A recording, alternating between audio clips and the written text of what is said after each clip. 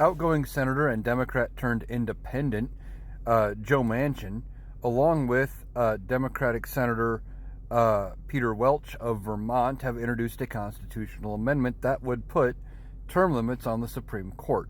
Now, there are some things in here that don't entirely make sense to me.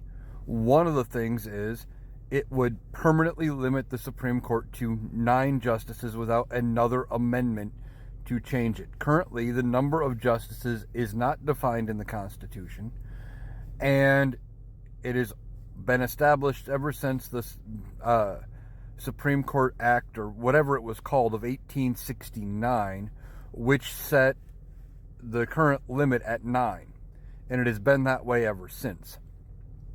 But this would set it as a constitutionally protected number, so either side could not just stack the court. One of the other things it would do is it would set up 18-year term limits, but it also says vacancies every 2 years. Okay, that kind of makes sense. So, kind of like how the Senate does things. But it also says in here that it would not affect any justices on the bench currently, just those that come after. So if Clarence Thomas, Samuel Alito, Sotomayor, if any of those justices have health issues, need to retire, they pass away, whatever, their replacements would be bound by the 18-year term limit.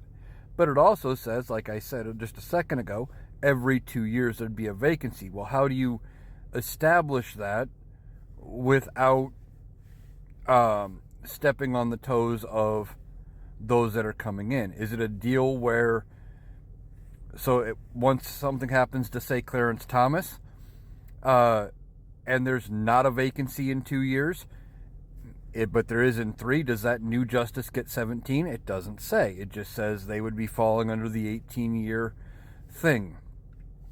So I don't know if this is going to pass or not. There's some details there that might need to be worked out. But the interesting thing is it would limit one-term presidents to 2 Supreme Court justices, pretty much. Because no matter which way you split it, they would only ever get 2. Same thing with 2-term presidents, they would only ever get 4. But it would set them up every 2 years. They would be able to replace somebody theoretically. And it would keep a rotating move on the Supreme Court, constantly getting younger. But it also, from what I've read, doesn't establish what would happen if something happens to the justices in the interim. Like if they're in the middle of their 18-year term and they suddenly pass. Does their replacement only get the remainder, or do they start over? So like I said, there's some things to hammer out. We'll see if it goes anywhere.